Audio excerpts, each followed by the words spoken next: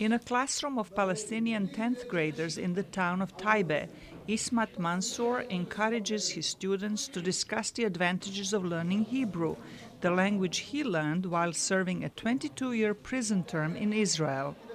He was among dozens of Palestinian prisoners who were granted an early release last year in a deal brokered by the United States. Mansour was sentenced to prison as a 16-year-old for helping 3 older teenagers stab to death an Israeli settler in 1993. When I was released, I passed in front of the place where the event took place, the killing of the settler. I felt that I had closed the circle at this point, and now I have started a new cycle of my life as a free person who suffered for a long time. I lived through a very hard experience, but this made me gain insight and a belief in the Palestinian cause, but more importantly, that justice should be carried out in a humane and a just way. Mansour says Palestinians and Israelis need to engage in a debate to resolve their long-time conflict. He says Palestinians will be better equipped if they understand Hebrew, the dominant language of Jews living in Israel and the occupied Palestinian territories.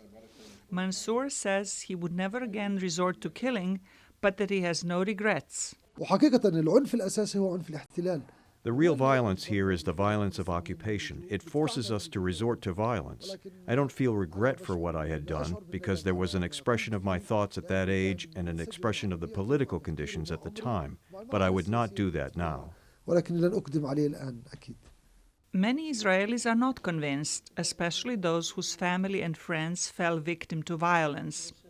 Itzik Mizrahi's brother Haim was 30 when he was killed in the 1993 murder in which Mansour was an accomplice. Mizrahi is one of those who oppose his government's decision to release Palestinian prisoners. Every time that prisoners are released, we feel that they can continue their lives. They can build a house, a family, get money on a regular basis. But we remain without my brother. My brother did not get to see his own daughter. They can raise children of their own. We are the only ones who have lost. Only my brother lost. Israel-Palestinian talks have again run into hurdles as the sides cannot agree on several crucial issues, including the release of Palestinian prisoners. Mansour is working with a group of West Bank journalists to establish a website in which he would cover Israeli affairs. He also is hoping to start a weekly radio show about the Israeli economy. Zlatica Hoke, VOA News, Washington.